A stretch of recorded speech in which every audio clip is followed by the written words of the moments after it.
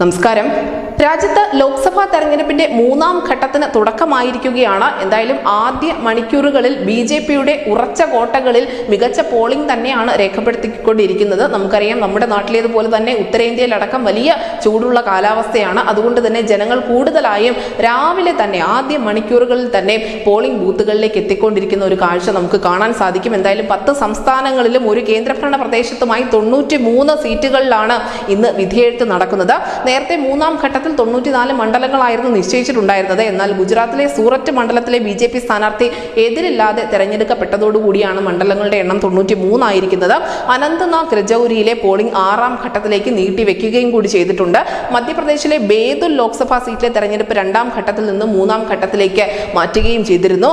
നിലവിൽ എന്തായാലും ഈ ഘട്ടത്തിൽ പ്രമുഖരായ നിരവധി ആളുകൾ ജനവിധി തേടുന്നുണ്ട് എന്നത് വളരെ ശ്രദ്ധേയമാണ്. കേന്ദ്ര ആഭ്യന്തരമന്ത്രി അമിത്ഷാ, KS ഈശ്വരപ്പ, കേന്ദ്രമന്ത്രി ജ്യോതിരാദിത്യ സിന്ധ്യ, ഡിംപിൾ യാദവ്, ശിവരാജ് സിംഗ് ചൗഹാൻ, സുപ്രിയ സുലെ തുടങ്ങിയ പ്രമുഖരൊക്കെ തന്നെയും ഈ 3ാം ഘട്ടത്തിൽ ജനവിധി തേടുന്നുണ്ട്. നമുക്കറിയാം, ഗുജറാത്തിലെ മുഴുവൻ സീറ്റുകളും, അതായത് 25 സീറ്റുകളും, കർണാടകയിലെ 14 സീറ്റുകളും, മഹാരാഷ്ട്രയിലെ 11 സീറ്റുകളും, ഉത്തർപ്രദേശിലെ 10 സീറ്റുകളും, മധ്യപ്രദേശിലെ 9 സീറ്റുകളും, ഛത്തീസ്ഗഡിലെ 7 സീറ്റുകളും, ബീഹാറിലെ 5 സീറ്റുകളും, അസമിലെ 4 സീറ്റുകൾ, പശ്ചിമ ബംഗാളിലെ 4 സീറ്റുകൾ, ഗോവയിലെ 2 സീറ്റുകൾ, ദാദ്ര ഹവേലി, ദമൻ ദിയു എന്നിവിടങ്ങളിലെ 2 സീറ്റുകൾ എന്നിവിടങ്ങളിലാണ് ഇന്ന് വിധിയെഴുത്ത് നടക്കുന്നത്.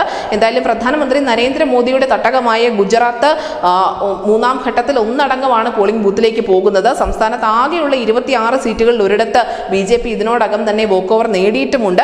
1995 മുതൽ 3 പതിറ്റാണ്ടോളമായി കേവല ഭൂരിപക്ഷത്തോടെ സംസ്ഥാനത്ത് അധികാരത്തിലുള്ള പാർട്ടിയാണ് ബി.ജെ.പി എന്ന് നമുക്കറിയാം. കഴിഞ്ഞ 2 ലോക്സഭാ തെരഞ്ഞെടുപ്പുകളിലും ഗുജറാത്തിലെ മുഴുവൻ സീറ്റുകളും ബി.ജെ.പി തൂത്തുവാരിയിരുന്നു. അതുകൊണ്ട് തന്നെ ഇക്കുറിയും അവർക്ക് തികഞ്ഞ ആത്മവിശ്വാസം ഗുജറാത്തിൽ ഉണ്ട് താനും.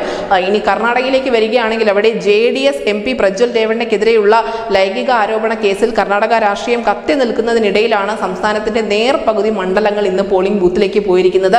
രാജ്യം ആര് ഭരിക്കുമെന്നുള്ള വിധി മാത്രമല്ല, മറിച്ച് JDS എന്ന പാർട്ടിയുടെ ഭാവി കൂടി ഇക്കുറി അവിടെ എഴുതപ്പെടുമെന്ന് തന്നെയാണ് കരുതുന്നത്.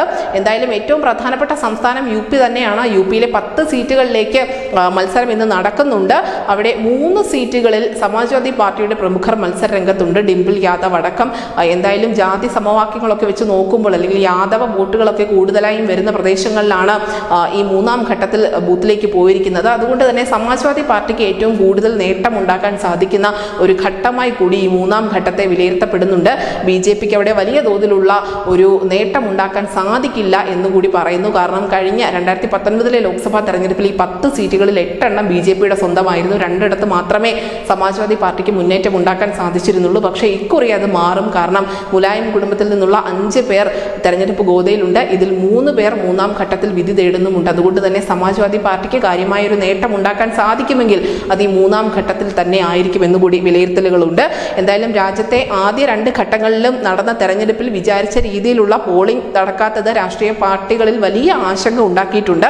1ഉം 2ഉം ഘട്ടങ്ങളിൽ 62% അടുത്ത് മാത്രമേ പോളിംഗ് രേഖപ്പെടുത്തിയിരുന്നുള്ളൂ. പൊതുവെ കനത്ത പോളിംഗ് രേഖപ്പെടുത്തുന്ന കേരളം ഉൾപ്പെടെയുള്ള സംസ്ഥാനങ്ങളിൽ ഇത്തവണ കുറവ് പോളിംഗ് ആണ് രേഖപ്പെടുത്തിയതെന്ന് നമുക്കറിയാം. 3ാം ഘട്ടത്തിൽ കൂടുതൽ പോളിംഗ് ഉണ്ടാവും എന്നതിന്റെ സൂചനകൾ തന്നെയാണ് ഈ മണിക്കൂറുകളിൽ പുറത്തു വരുന്നത്. മാത്രമല്ല, വടക്കേ ഇന്ത്യൻ സംസ്ഥാനങ്ങളിൽ അനുഭവപ്പെടുന്ന കനത്ത ചൂട് അത് തെരഞ്ഞെടുപ്പിനെ പ്രതികൂലമായി ബാധിക്കാതിരിക്കാനുള്ള എല്ലാ മുൻകരുതലുകളും എടുത്തിട്ടുണ്ടായിരുന്നു. ഇനി ജനങ്ങളാണ് തീരുമാനിക്കുന്നത്. എന്തായാലും നിലവിൽ ആദ്യ മണിക്കൂറുകളിൽ ബി.ജെ.പിയുടെ ഉറച്ച സീറ്റുകളിലേക്കൊക്കെ ജനം ഒഴുകിയെത്തുന്ന കാഴ്ചയാണ് രാജ്യം കാണുന്നത്. News desk news India Malayalam.